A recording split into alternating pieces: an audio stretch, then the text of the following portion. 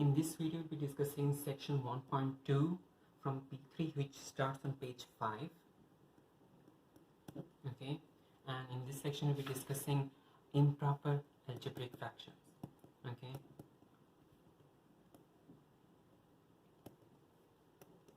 Now, before we start discussing improper algebraic fractions, let's talk about improper fractions in general. Okay, fractions can be divided into three categories. Okay, and we have got proper fractions, improper fractions, and mixed fractions. Okay, proper fraction is fraction where the numerator is smaller than the denominator. So in case, for example, 3 by 4, where the numerator is smaller than the denominator, okay, we have got this is a proper fraction.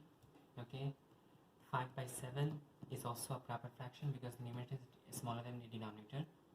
Okay, you can have 900 divided by 1199, and that is also a proper fraction because the numerator is smaller than the denominator. Okay, and you can have any kind of number, any kind of fraction, as long as the numerator is smaller than the denominator. So in that case, if you have 89 divided by 9000, that is also a proper fraction. Note that all proper fractions are less than 1. All proper fractions are less than 1. Improper fraction is just the opposite. Okay, where improper fraction is just the opposite, where the denominator is greater than the numerator. So if you have 4 by 3, that is an improper fraction because the denominator is I think I made a mistake. The numerator is greater than the denominator. If the numerator is greater than the denominator, you have an improper fraction. So 4 by 3 is an improper fraction because the numerator is greater than the denominator. Okay, we also have 7 by 5. Okay, numerator is greater than the denominator. This is an improper fraction. And okay, it does not matter what the numbers are. If the numerator is greater than the denominator, it's an improper fraction. And in the same way, 9000 divided by 89 is also an improper fraction. Note that all improper fractions are greater than 1. Okay, all proper fractions are less than 1. All improper fractions are greater than 1. Mixed fraction is where you have a number and a fraction. So for example, if you have 1 into 2 by 2 by 3, okay, you have a number and you have an improper fraction, that is a mixed fraction. Okay, you have 5 4 by 7, that is an improper fraction. You have 9 4 by 6, that is an improper fraction. Okay, and I mean, the fraction could still be actually, the fraction itself could be improper, but wait, I think I'm using the wrong term. They're all mixed numbers, mixed fractions. Okay, 1 2 by 3 is a mixed fraction, 5 4 by 7 is a mixed fraction, 9 4 by 6 is a mixed fraction, 10 5 by 7 is a mixed fraction, and notice that in all these cases it is greater than 1. Okay, the same thing, the same concept can actually can be applied to algebraic fractions, but in this case our rules are a bit different to understand whether they are proper or improper. Because let's give an example. If we do x plus 4 divided by x plus 2, okay, is this a proper fraction or improper fraction? Speaking frankly, I cannot say whether x plus 4 is greater than x plus 2. Well, actually x plus 4 is greater than x plus 2, but I mean, there could be instances where the expression is such that you cannot easily determine, okay, whether the numerator is greater than the denominator or not. Okay, in this case, even though the numerator is greater than the denominator, we don't take that in consideration. We take into consideration the degree of the numerator and the denominator. In this case, in the case of numbers, you will just looking into whether the numerator is bigger than the denominator or not. In the case of algebraic fractions,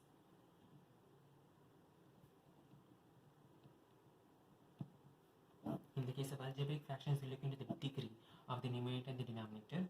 Okay, and the degree is more or less the highest power, okay, of the expression, the highest power of the expression.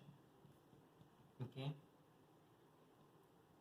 in this case, for x plus 4 by x plus 1, the numerator has power 1 because the highest power over here is x, and that one has got power 1. Okay, And in the same way, the denominator also has power 1 because the highest power is x, and that one has got power 1. Okay, so we have degree 1 and 1. Let's give another example.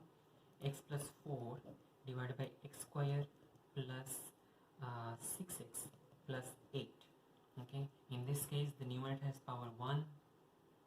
Okay, the denominator has power, the numerator has degree 1, the denominator has degree 2. Okay, because the highest power is 2. Now in another let's consider another expression, x cubed plus 6x plus 8, okay, divided by x square plus 9x plus 7.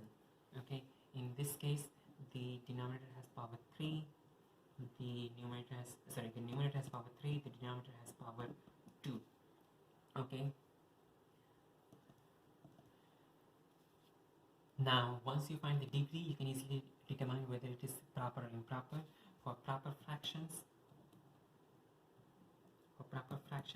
the degree of the numerator is less than the degree of the denominator. Okay, so in these three examples, notice that the first one has power 1. Okay, the first one has degree 1 over degree 1. Numerator is degree 1, the denominator is degree 1. Okay, they are equal. Okay, the degrees are equal. Okay, the degrees are equal. The degree of the numerator is not less than the degree of the denominator in this case, and thus this is an improper fraction. This is an improper fraction. Okay, in this case we have got numerator having degree 1, denominator has degree 2. Okay, thus the numerator has degree less than that of the denominator. The degree of the numerator is less than the degree of the denominator, and thus this is a proper fraction. This is a proper fraction.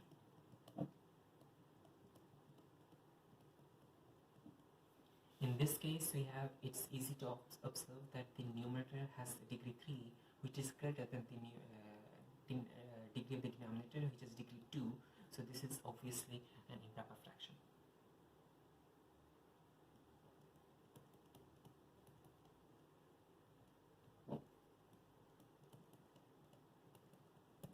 Okay, just to complete this line, if the degree of the numerator is less than degree of the denominator, it's proper. And if it is anything else, so if the degree of the numerator is greater than or equal to, both greater than or equal to the degree of the denominator, in that case it is improper. So less than, numerator's degree is less than denominator's degree, that's a proper fraction. Numerator's degree is greater than denominator's degree, that's an improper fraction. And if it's equal, then also it's an improper fraction. Now, in this section, okay, in section 1.2, we'll be discussing improper fractions and how to convert them into something similar to what you have over here. Okay, mixed fractions. Okay, so most of these expressions you can break it down and have an expression. Okay, most of these expressions you can break it down into an expression and a proper fraction. Okay, an expression and a proper fraction. So let's give an example. X plus 4 divided by x plus 2 is an improper fraction. Thus we can convert that into something similar to this, something of a mixed fraction form. Okay, so to convert this into a mixed fraction, we do regular division. Okay,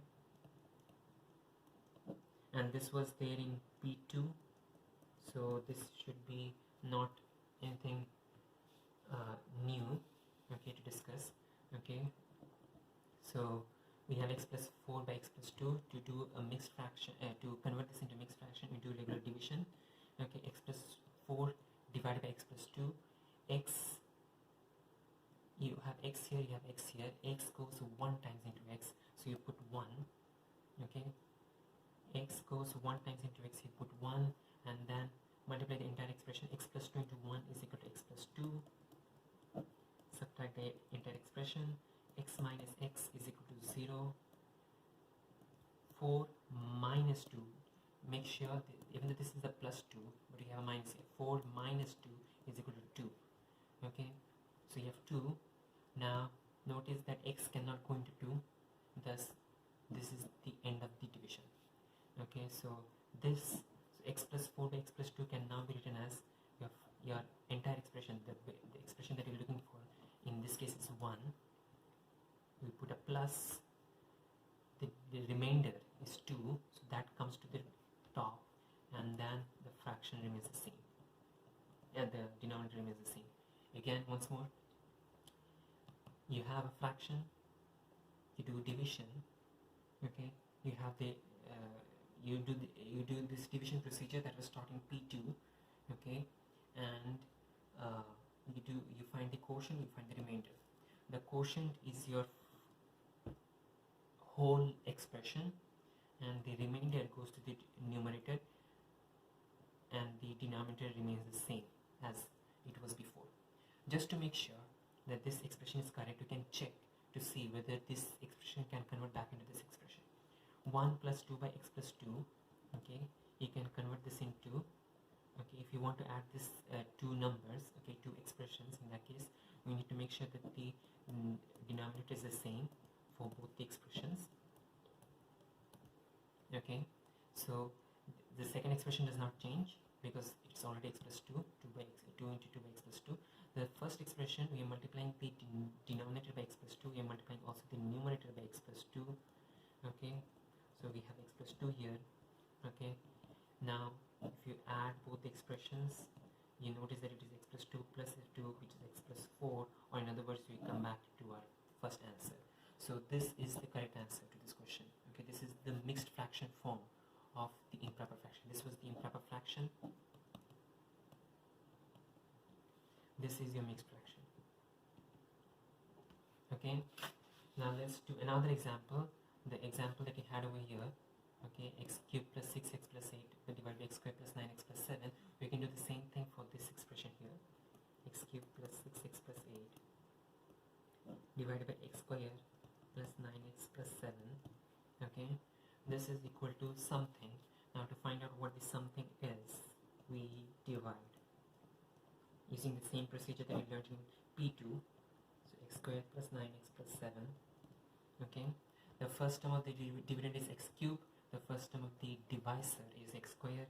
X squared goes x times into x cubed. Okay, because x squared times x is x cubed. Okay, so our first term of the quotient is x. Once you find the quotient, you multiply the quotient, the first term of the quotient, with the entire divisor. So x squared times x is x cubed. 9x times x is 9x squared. Okay, I did a mistake here. Give me a second. Okay, there is supposed to be a 0x squared here. Okay, yeah, because our original term did not have an x squared expression. Okay, but while you're doing division, make sure that you have an x squared placeholder. So 0x squared plus 6x plus 8. Okay, so we have now back with the regular division procedure. X squared times x is x cubed. 9x times x is 9x squared. Put the 9x squared below the x squared term. 7 times x is 7x, and we don't have any expression for we don't have anything to put under this thing. So, and this is going to be regular subtraction. So x cube minus x cube is a 0. 0x squared plus 9x squared. Sorry, 0x squared minus. Again, notice it is very common to do mistake over here. Make sure that you take into consideration the minus sign over here. So 0x squared minus 9x squared, okay, is minus 9x squared. Okay, in the plus and the minus, you can actually combine them together. So this is actually a minus. Okay, so 0 minus 9x squared. 6x minus 7x is minus x, and the 8 copies down. Okay, now x squared, the highest term of this expression is 9x squared minus 9x squared. Okay, to be careful.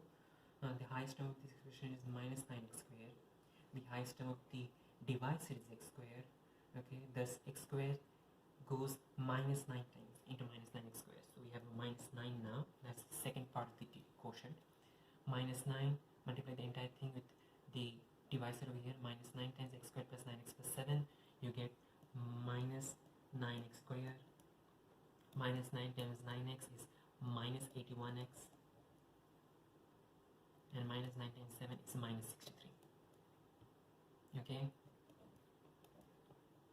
Don't forget the regular minus of the division procedure.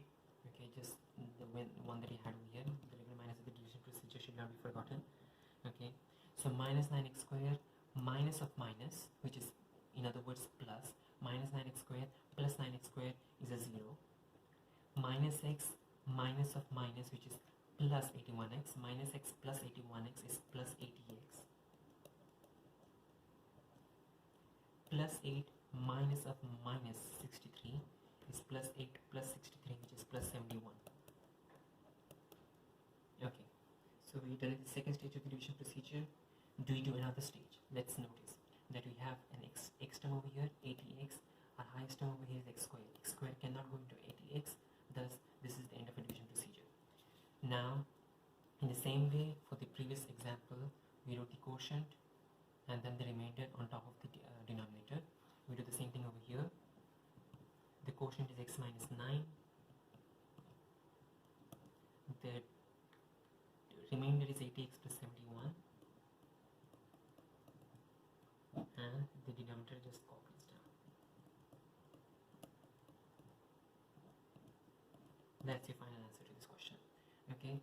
Notice whenever you convert this into mixed fraction, okay, the numerator's degree is less than the denominator's degree. Or in other words, the fraction that you have is always a proper fraction. In this case also,